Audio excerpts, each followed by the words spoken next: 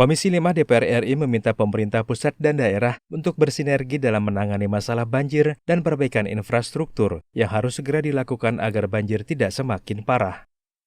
Hal tersebut dikatakan Wakil Ketua Komisi 5, Andi Iwan Aras, saat kunjungan spesifik ke Provinsi Bengkulu. Diperlukan sinergi antara pusat dan daerah dalam menangani banjir di Bengkulu, salah satunya dengan membuat kolam retensi, disertai dukungan anggaran dari pusat. Untuk kolam retensi ini tentu kita butuh dukungan dari pemerintah daerah dalam hal ini pembebasan lahan.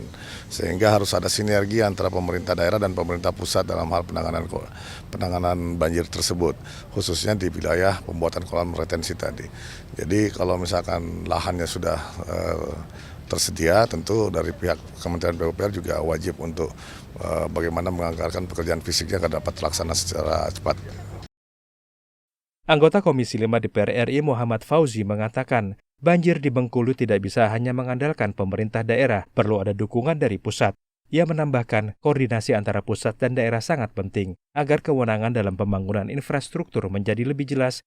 Dia berkoordinasi sehingga tahu ini menjadi wewenang daerah, ini menjadi wewenang pusat. Walaupun dalam undang-undang jalan yang baru, itu sudah ditiadakan, semua jalan menjadi tanggung jawab pemerintah pusat, tetapi dalam hal-hal ya tertentu saya pikir itu juga nggak bisa dihindari, tetap ada beberapa jalan yang menjadi kewajiban lah ya bagi pemerintah daerah.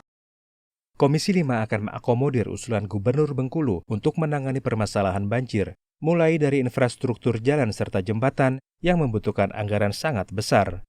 Dari Bengkulu, Andre, TVR Parlemen melaporkan.